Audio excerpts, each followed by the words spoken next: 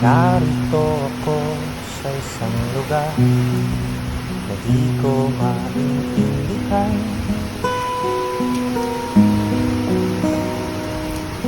Nakikipagsapalaran sa buhay na ang hantungan ay kawalan. Numero ang galaw ng tao, bawat gawin ay may presyo. O narito ako sa isang lugar na di ko maintindihan.